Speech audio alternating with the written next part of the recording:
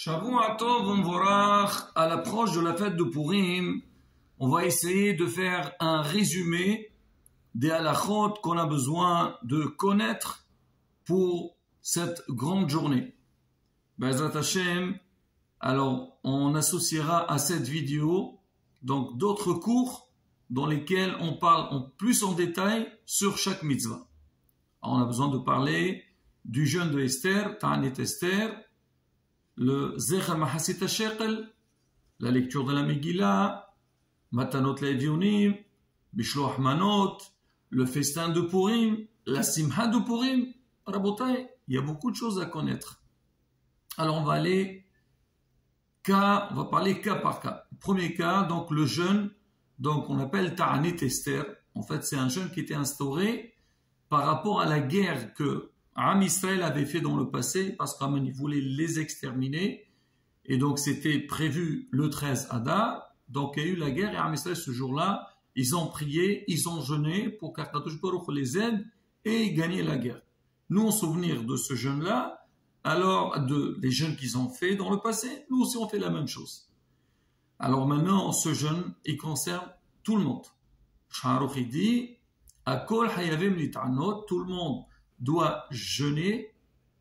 Ve'in li protz gader. Personne ne peut se permettre de dire non, moi je vais pas jeûner, excepte les gens que leur état de santé ne leur permet pas. Par exemple, les femmes enceintes, les femmes qui viennent d'accoucher ou qui allaitent, les gens, les vieux qui n'ont pas beaucoup de force, ils sont faibles, quelqu'un qui est malade, même il n'est pas dans un état de danger, il est dispensé. Pareil aussi pour un hatan et kala qui vient de se marier, s'ils sont encore dans la semaine de leur mariage, eux aussi ils sont dispensés de ce jeûne-là. Sinon, le reste ils sont obligés de jeûner. Donc le jeûne il commence le lever du jour et il finit à la sortie des étoiles. Maintenant, vu qu'on va pas lire la Megillah, donc le soir, alors on dit on ne mange pas avant d'écouter la Megillah. Quelqu'un qui est faible, qui a besoin de manger quelque chose, ou celui qui va pas pouvoir écouter la Megillah juste à la sortie des étoiles, on lui permettra de prendre un petit café ou un petit gâteau, on dit moins que 54 grammes, le temps qu'il écoute la Megillah. Mais sinon, faut pas perdre son temps, on écoute la Megillah, après on fait la fête. Ça c'est concernant le jeûne de la veille de Purim. Après, il y a ce qu'on appelle Zecher Mahasit HaShekel.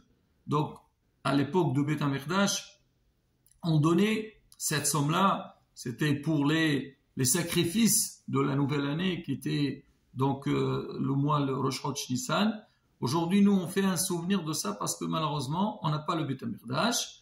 On dit que depuis Rosh Chodesh Adar, Machrizim ala Shkalim, on doit proclamer partout qu'on doit donner. Alors c'est qui est concerné par cette mitzvah?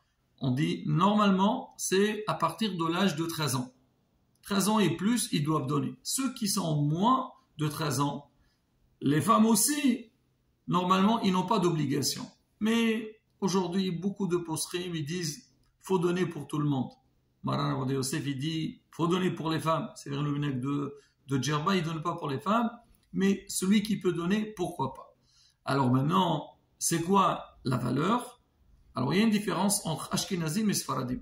Selon les Ashkenazim, il faut donner 3 fois la moitié de la monnaie du pays. Par exemple, on est en France, donc un demi-euro fois 3, 1,5 €. En Israël, un shekel et demi, et ainsi de suite. Mais pour les Sfaradim, non.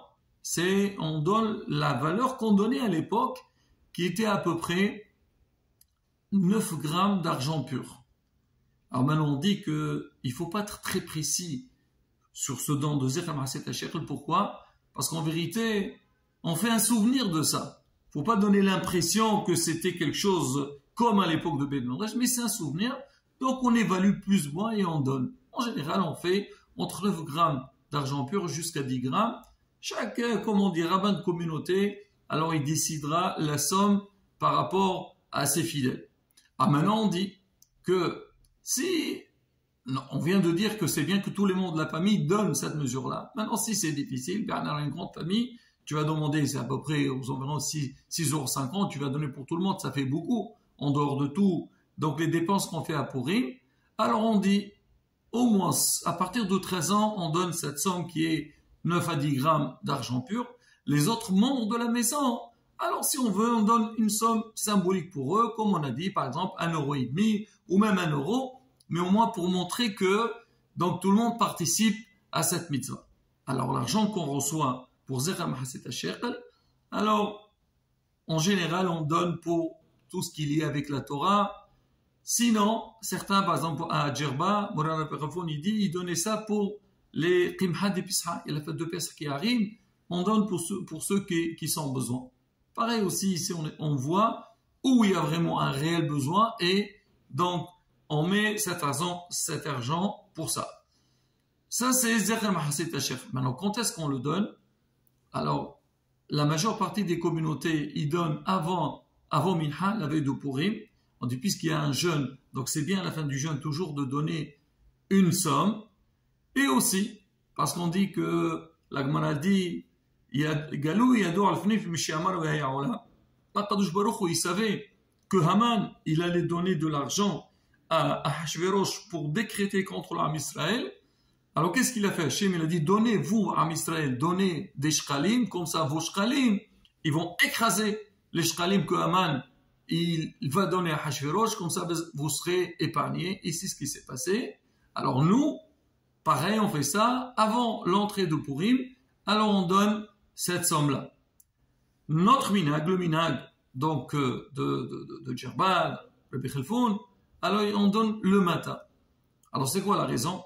Déjà le matin on donne avant la lecture de la Migla. Toujours on a respecté, c'est qu'on fait ce don-là avant les shkalim de Haman.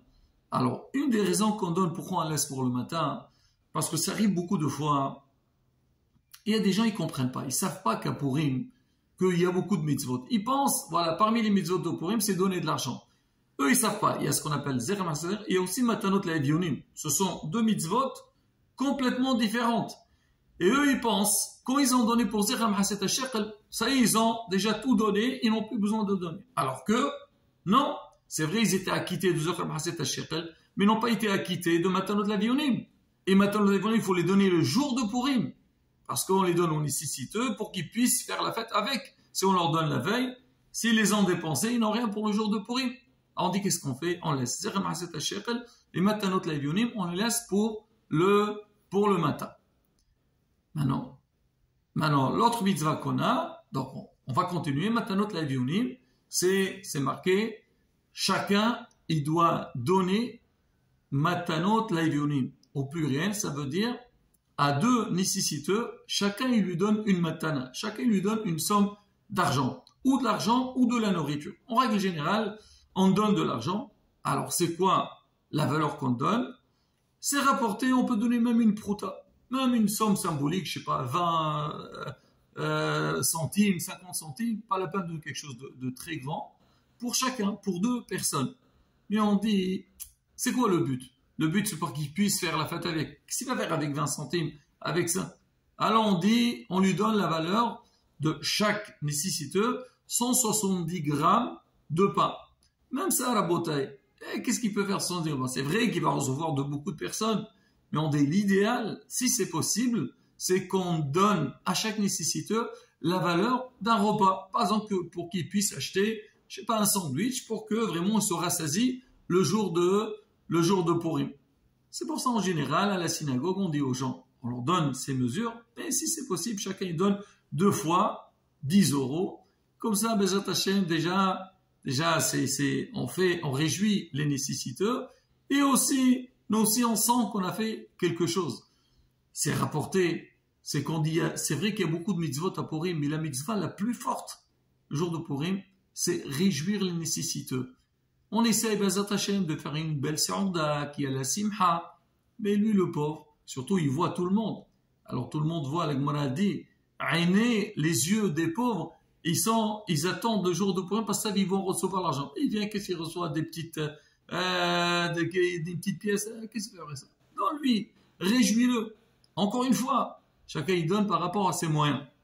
Alors maintenant, si quelqu'un, il n'a pas vraiment les moyens, alors il donne ceux qui sont après la bar mitzvah aussi bien les hommes que les femmes, ils donnent une somme, une bonne somme.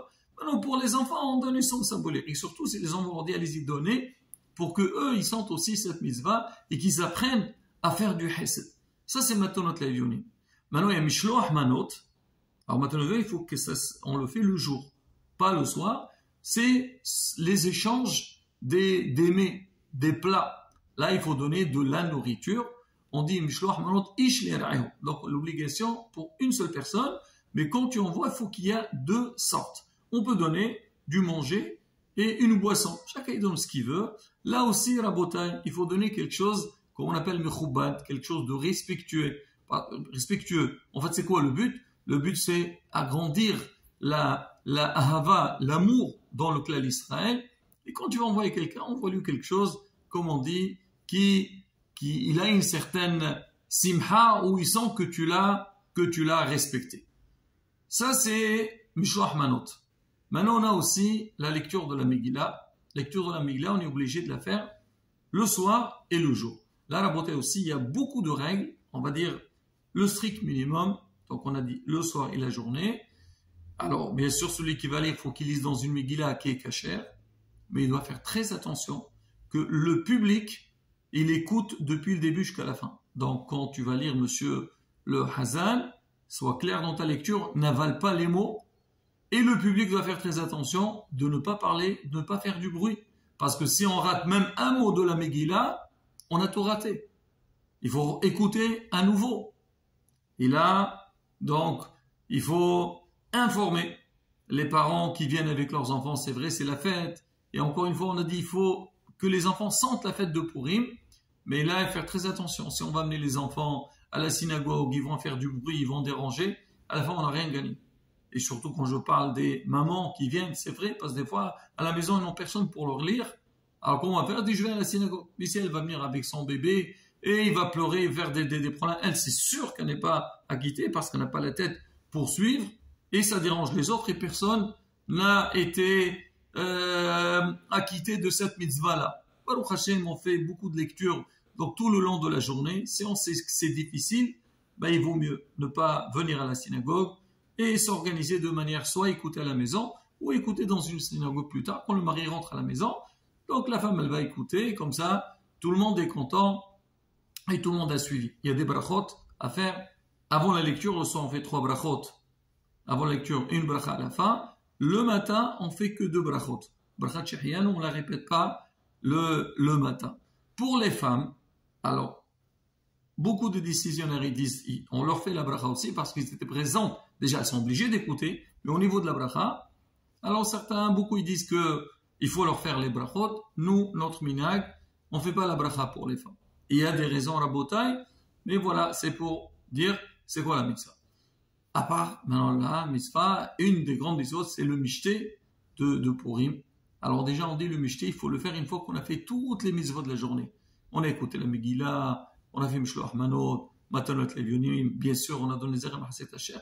Là, il faut faire le mishté, c'est marqué Hayab Adam Nismo, il faut se réjouir le jour de Purim et faire une serouda mechoubedet. C'est marqué, il faut manger du pain dans cette serouda-là. Il y a Alanissim dans Birkat Hamazon et dans la prière, mais faire très attention de ne pas la faire tard. Il y a beaucoup de gens, comme ils sont très occupés la journée de Purim, ils font la serouda en fin de journée. Mais si tu l'as fait juste avant la tombée de la nuit, tu l'as pas fait le jour du 14, tu l'as fait le 15. Alors il faut la faire, même si on veut la faire. Donc en fin de journée, il faut la faire un peu tôt et après on peut rester autant qu'on veut jusqu'à même le soir et on fait aussi à l'anissim. Bien sûr, boire à Purim, mais encore une fois, boire pour se réjouir et ne pas faire le fou ou faire n'importe quoi chez Mishmor. On va pas boire pour à la fin on fait n'importe quoi. Elle est où la fête? Et faire les choses comme on dit, comme il faut les Shem Shamayim. Voilà la bataille, donc un petit résumé des halachot du jour de Purim. Et Bezat Hashem, donc on espère qu'on pourra bien faire donc les minutes comme il faut. Et encore une fois, donc je vous invite de voir les cours qu'on a associés à cette vidéo pour vraiment bien comprendre le sens de chaque mitzvah et les faire convenablement. Et rasson shinizke la hogit hagga Purim be simha ubtov levav inizki la gola shlema b'mihra be'amenu amen ken yarason Purim sameach.